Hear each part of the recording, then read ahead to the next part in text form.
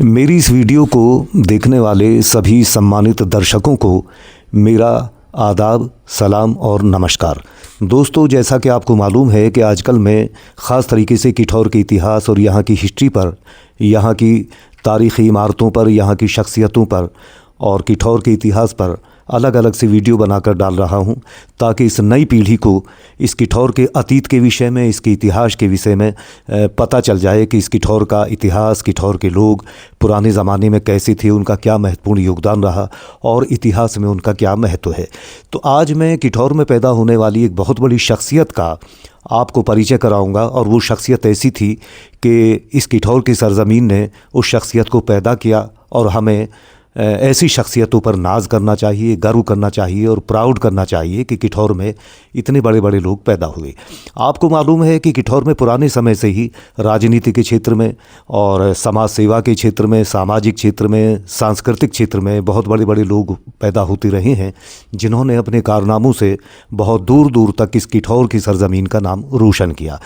तो सांस्कृतिक क्षेत्र में, कल्चरल फील्ड में पैदा होने वाली एक ऐसी ही शख्सियत का आज मैं आपको परिचय करा रहा हूं, और उस महान शख्सियत का नाम था मुंशी अलहदाद खां। मुंशी अलहदाद खां बहुत बड़े कवि थे, अपने दौर के एक महान शायर थे, और उन्होंने कई खंडों में एक बहुत बड़ा पौराणिक कथाओं पर आधारित महाकाव्य लिखा, जिसको ज़माने में सांग कहा जाता था या स्वांग कहा जाता था। तो मुंशी अलहदाद खां का जन्म 10 फरवरी 1810 को हुआ, और आपकी मृत्यु 3 अगस्त सन 1900 को 90 साल की अवस्था में आपकी मृत्यु हुई। मुंशी अलहदाद खां का ताल्लुक़ ख़ानदान सलातीन से था, और ये जो सोहराब खां वाली मस्जिद है, इस मस्जिद की स्थापना करने वाले जो कई सौ साल पहले चौधरी सोहराब खां थे, तो उन्हीं के वंश में आगे चल करके मुंशी अलहदाद खां की पैदाइश हुई। और जो सोहराब खां वाली मस्जिद है, उसकी बराबर में ही मुंशी अलहदाद खां का मकान था। तो अब मैं आगे बढ़ करके मैं मुंशी अलहदाद खां के विषय में मैं और बहुत महत्वपूर्ण जानकारी आपको दे रहा हूं। जैसा कि मैंने बताया कि आप अपने ज़माने के बहुत बड़े महाकवि थे, शायर थे, पोइट थे, और हिंदू पौराणिक कथाओं पर आधारित आपने कई बड़े महाकाव्य लिखे, जिनको ज़माने में स्वांग कहा जाता था। तो आपने जो महाकाव्य लिखे वो हिंदू पौराणिक कथाओं पर आधारित थे, जिनमें ख़ास तरीके से गोपीचंद, राजा हरिश्चंद्र, रामायण, मोरध्वज, नवलदे, हीर रांझा, लैला मजनू और शीरी फरहाद जैसे एक बड़े महाकाव्य थे, जिन्होंने अपने दौर में इन महाकाव्यों की रचना की। आप इतने बड़े शायर थे कि 1857 के बाद जब मिर्ज़ा गालिब मेरठ से रामपुर के नवाब, जो उनके मित्र थे नवाब कल्ब अली ख़ां, जब उनसे मिलने के लिए जा रहे थे, तो मिर्ज़ा गालिब का एक रात का जो स्टे हुआ था, नाइट स्टे हुआ था, वो शाहजहाँपुर में हुआ था। तो मिर्ज़ा गालिब ने ये कहा कि भाई कोई इलाके में ऐसा आदमी है कि जो बड़ा शायर हो और मैं उससे मुलाकात कर सकूं और मेरा ये रात का वक्त ये कट सके। तो लोगों ने बताया कि साहब मुंशी अलहदाद खां नाम के एक बहुत बड़े नौजवान शायर हैं किठौर में। तो उनको मिर्ज़ा गालिब ने बुलवाया, मुंशी अलहदाद खां से उनकी मुलाकात हुई, और मुंशी अलहदाद खां की शायरी को सुनकर, उनके महाकाव्यों को सुनकर, उनकी काबिलियत को देख करके मिर्ज़ा गालिब दंग रह गए, और मिर्ज़ा गालिब ने मुंशी अलहदाद खां की बड़ी सराहना की और उनकी प्रशंसा की। तो भाइयों, मुंशी अलहदाद खां को एक बार जब वो स्कूल में पढ़ते थे, किसी मदरसे में पढ़ते थे, तो उनके गुरु ने उन पर ये कटाक्ष किया था कि अलहदाद, जा, तेरा पढ़ाई लिखाई में तो मन ज़्यादा है नहीं और तू लड़के ही नचाएगा। तो मुंशी अलहदाद खां ने जब ये सांग लिखे, और वो सांग जब प्ले किए जाते थे, तो उसमें मुंशी जी ने ये एहतियात रखी कि इसमें कोई भी गाना तो होगा लेकिन नाचना नहीं होगा। तो सांग जब प्ले किए जाते थे, सांग जब नाटक के रूप में खेले जाते थे, तो उसमें नाचा नहीं जाता था बल्कि सिर्फ गाया जाता था। और उस समय में बहुत बड़े बड़े गायक यहाँ किठौर में आते थे, इकट्ठा होते थे, और 15-15 दिन, एक महीना, एक हफ्ता वो सांगों का कार्यक्रम यहाँ चलता था। और वो पूरा जो सांग मुंशी जी के लिखे हुए होते थे, उनको एक नाटक के रूप में उनका मंचन किया जाता था। और वो जो एक संगीत मंडली होती थी, वो पूरी एक तरह की ऑर्केस्ट्रा होती थी। उसमें हारमोनियम का, ढोलक का, नक्कारे का, नगाड़े का और वायलिन और सारंगी वगैरह जो भारतीय शास्त्रीय संगीत के वाद्य यंत्र हैं उनका उसमें इस्तेमाल किया जाता था।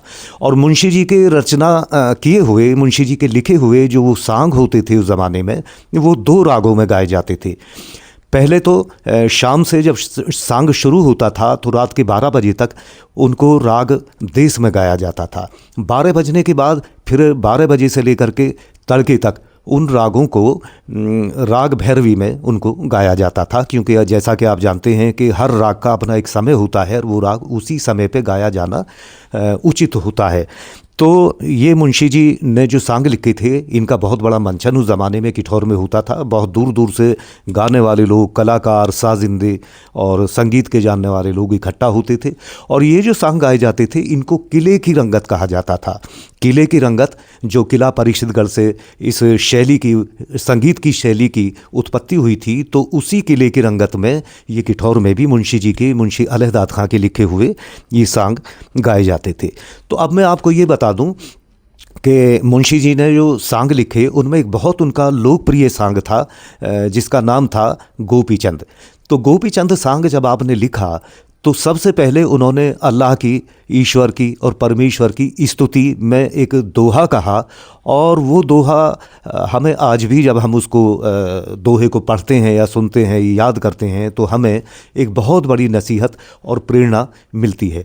तो मुंशी जी ने गोपी चंद सांग के शुरुआत में जो एक बहुत बड़ा और बहुत ही अर्थपूर्ण वो दोहा लिखा, तो वो मैं पढ़ के आपको मैं सुनाता हूँ। मुंशी अलहदाद खां लिखते हैं कि तू ही है कुल में, तू ही है हर शय में मौजूद। यानी अब आप खुदा का तस्वुर कीजिए, अल्लाह को सामने रखिए, परमपिता परमेश्वर को आप सामने रखिए और मुंशी जी के लिखे हुए इस दोहे को आप सुनिए कि तू ही है कुल में, तू ही है हर शय में मौजूद। ज़र्रे से खुर्शीद तक चमके तेरा वजूद, वजूद तेरा गुलशने गेती में समाया, एक पल में तेरी ज़ात ने गुल क्या क्या खिलाया। और देखिए आगे एक ये बहुत महत्वपूर्ण पंक्तियां हैं जो मुंशी जी ने उस ज़माने में इस दोहे में रचना की कि वजूद तेरा गुलशने गेती में समाया, एक पल में तेरी ज़ात ने गुल क्या क्या खिलाया।